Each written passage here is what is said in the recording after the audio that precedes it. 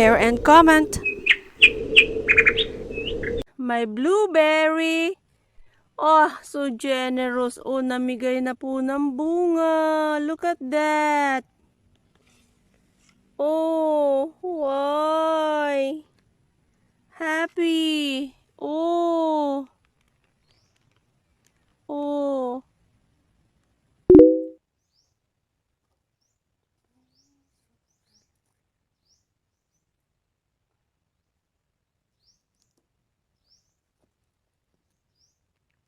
I don't really know how to plant garlic. Ano ang distansya. But, hi. Pag-aralan.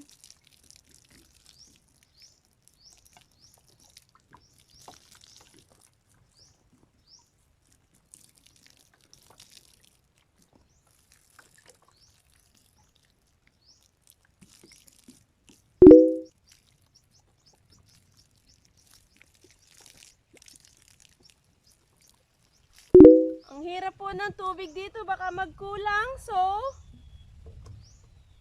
yan na lang po muna.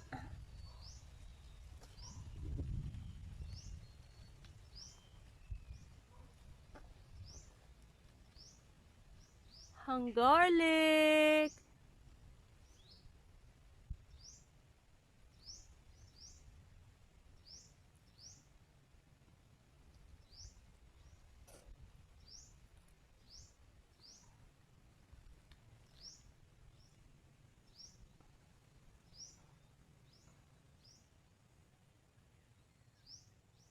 I hope I'm doing it good.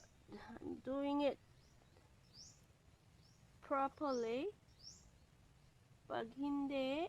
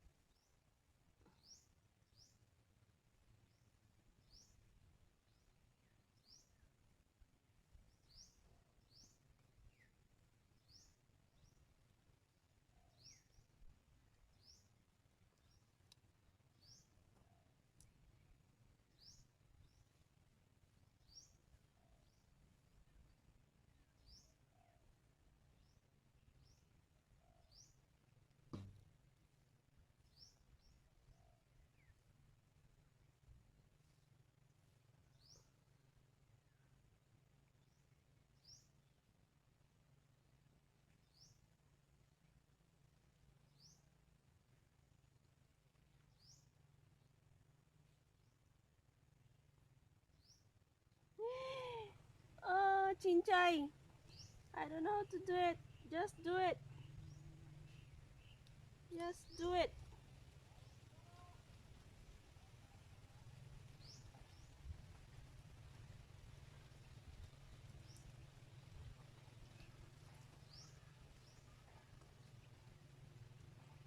Just do it. There you are.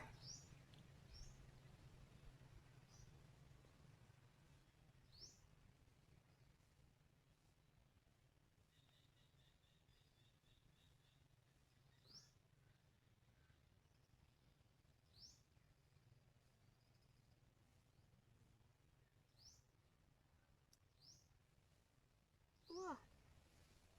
Wari ko po'y garlic lang ang maitatanim din eh. Ah.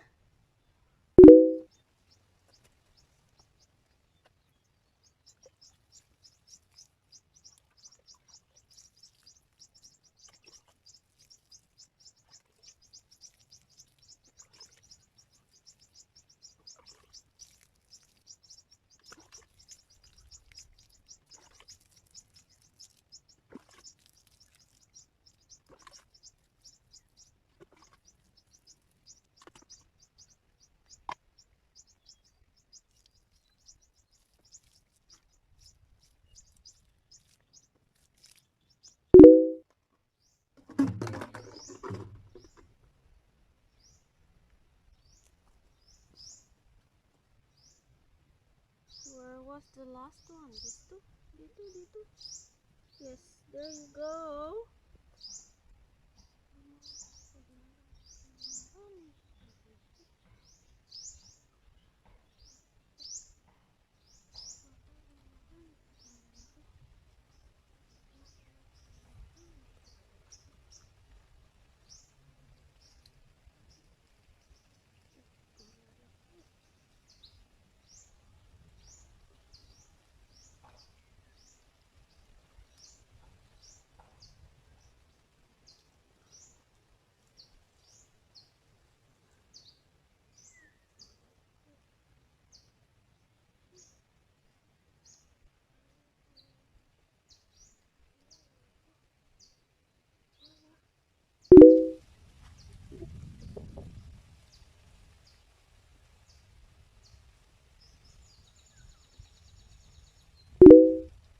Finish!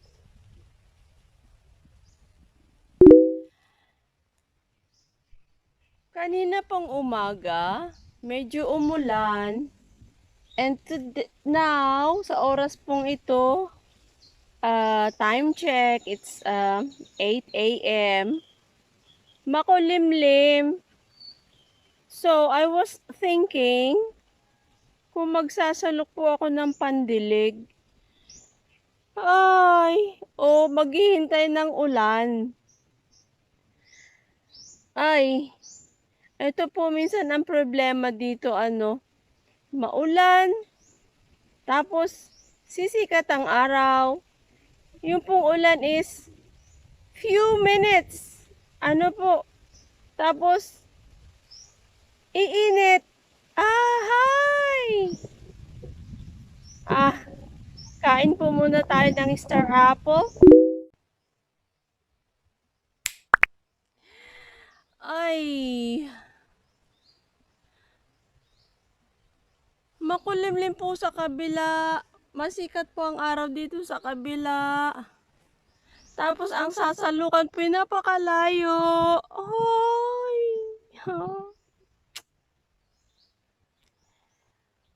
Should I fetch water or not? Hey. Anyway, alam niyo po kung ano ito? Galanggal. Additional ko pong itatanim. So, kailangan ko po ulit maghakot ng isang sakong lupa. Yung 5 kilos na ang laman ng sako. 5 kilos na lupa para po may tanim ko itong aking galanggal. Oy! You know, everyone, just sharing. You know that I am iridologist, right? Alam niyo po itong galanggal, pag nag-uumpisa pa lang po ang cancer, maski na po anong klaseng cancer, basta't nag-uumpisa pa lang, if you regularly include this one into your diet, wala pong laban ang cancer. Ano po? Ito po, sa maraming parte ng Southeast Asia like Laos, Vietnam, Thailand, Myanmar, ito po ay parang pinakaluyan nila. Lalo sa sinabawan. Ano po? And it's very nice. Maski magluto nga po sila ng balot ay kasama po ay. Pag naglalaga po sila ng balot, kasama po ito. No? Just sharing. Sharing is caring, everyone. So, as I said, kakain po tayo ng Kayumito Star Apple. The thing is that, sa Star Apple po, pag po kumakain ng Star Apple, nakaka-constipate po siya. So, ano po ang gagawin? uminom din ng uminom ng tubig. Ano po? Yeah. Kain po tayo ng Star Apple. Marisa. Hello, Marisa! To continue, everyone. Hi, tumawag po yung aking kapatid na si Marisa. Yun po ang aming bunsong babae. Tumawag ang aking bunsong babae na kapatid. Yun po ang nanay ni Efren. Ano po? Marami po yung magkakapatid, 6. Pero hindi ko po lahat sa ulado ang pangalan.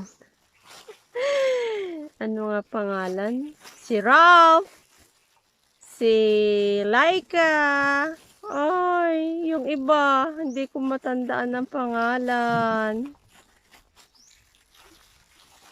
Ang hirap naman buksan na rin,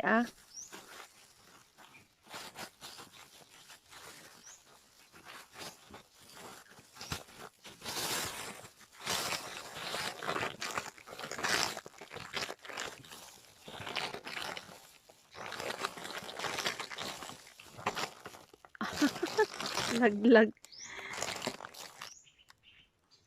Mataas po kasi. Yung puno pong pinagkuhaan ni Rin, napakataas. So, alam niyo po ang puno ng Star Apple. Brittle? Hindi po ba siya yung makunat? Ano po? Star Apple po hindi. So, pag napakalayog, kakawitin mo. So, pag hindi mo na po makawit, aakitin mo, may dala kang kawit. Kaya, no choice. Kung hindi, malalaglag. Here it is. Wow!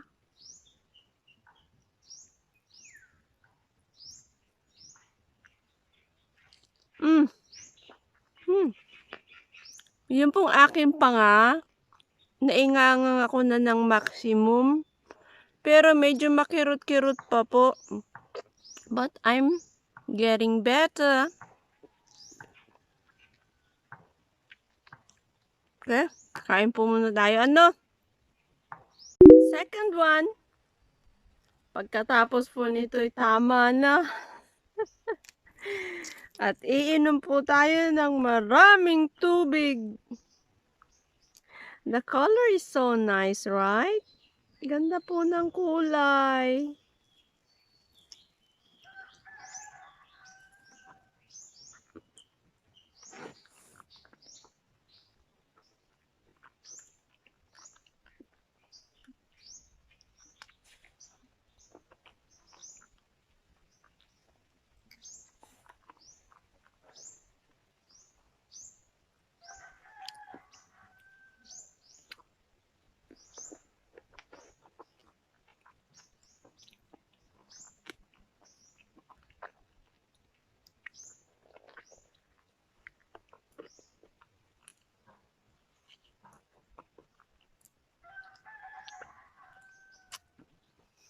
Ganda ng kulay.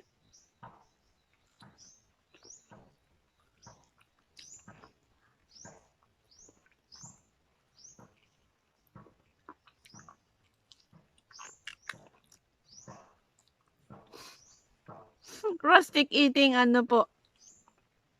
Walang kutsa-kutsara. Nandito po tayo sa far-flung.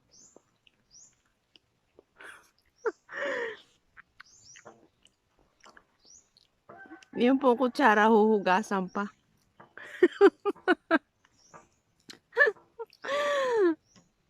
Joke lang. Sabi ng pamangkin kong si Justin sa nanay ko, "Nanay, nasaan na yung manok?" Ay, yung manok po ay tandang.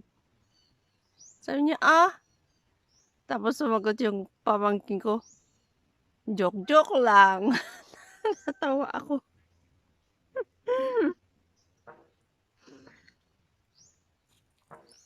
Joke lang.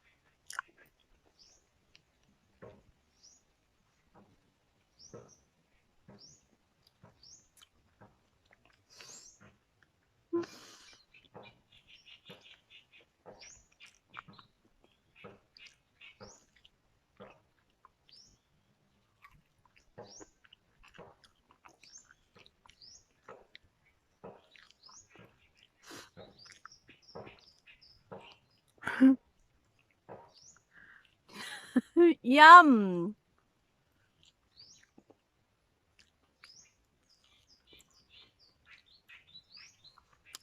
Paano po kayo kumain ng Easter apple? May kutsara. O hiwa-hiwa din pong ganito. Biyak-biyak.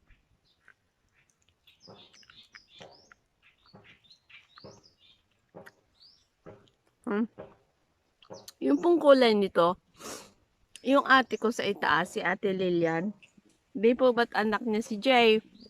Si Jay po ay nag-aaral. Binilan po siya ng backpack. Ganito po yung kulay, ganito. Ay, ayaw! Sabi ko, kung ayaw niya, di bibilhin ko na lang. Naku. Nagustuhan din naman po. Pakipot lang yung pamangkin ko, ayaw daw. Ang ganda po ng kulay. Mixed with black.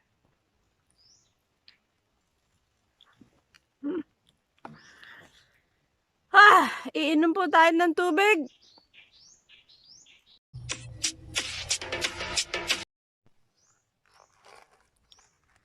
Meron po akong ipapakita sa inyo. Ito po,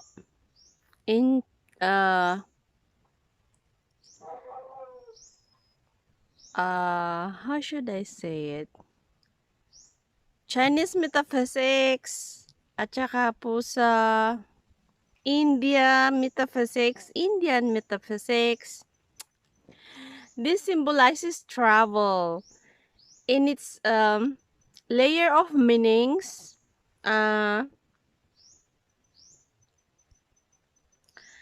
It symbolizes smooth travel. So,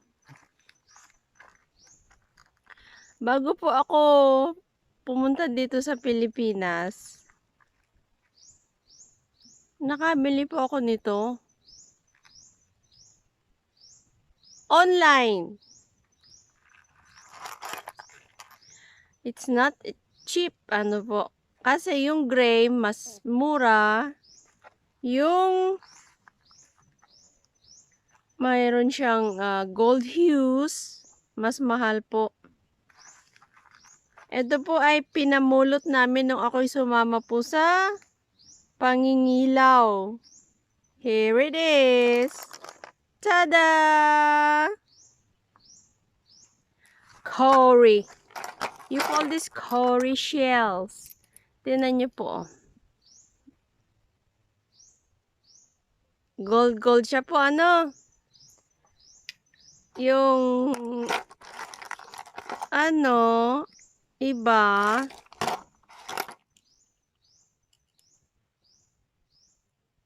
gray po siya.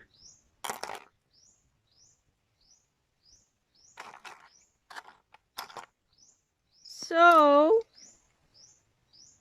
nalaglag.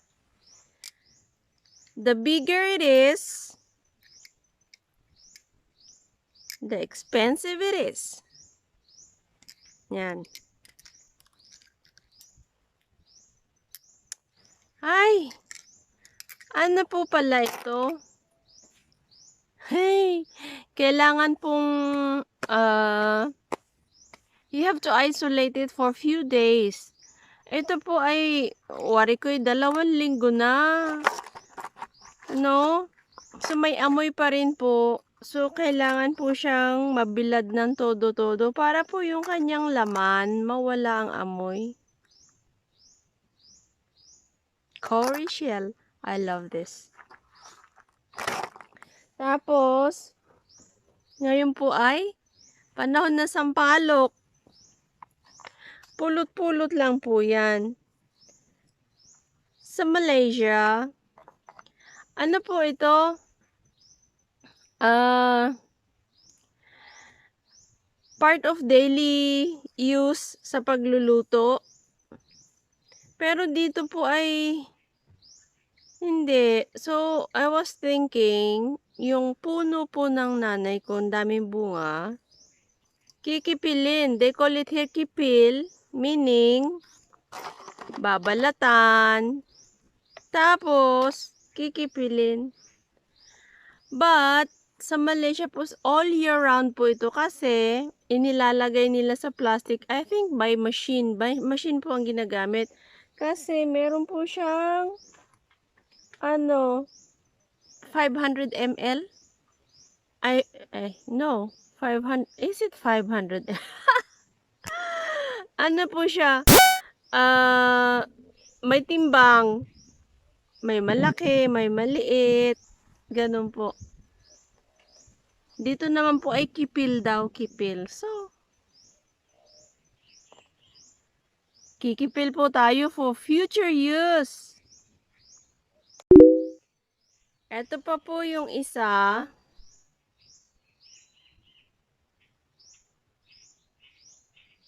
Ang laki po Meron po akong 2 ganito.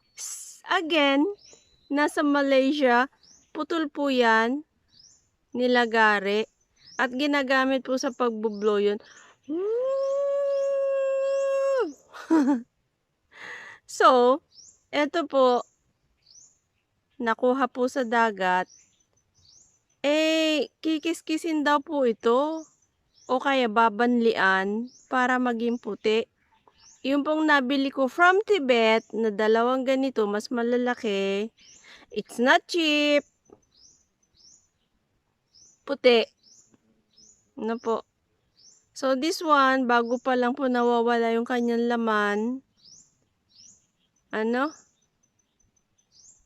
So, hihintayin po. May vein po siya sa loob. May vein siya, No? Kasasabi kong iinom pagkatapos kumain ng star apple para hindi ma-constipate. Ay, dami ko nang dinatdat. So, inom po tayo. Yoppa! Inom po tayo. Again, rustic drinking. Wala pong baso. Nasa hugasan pa.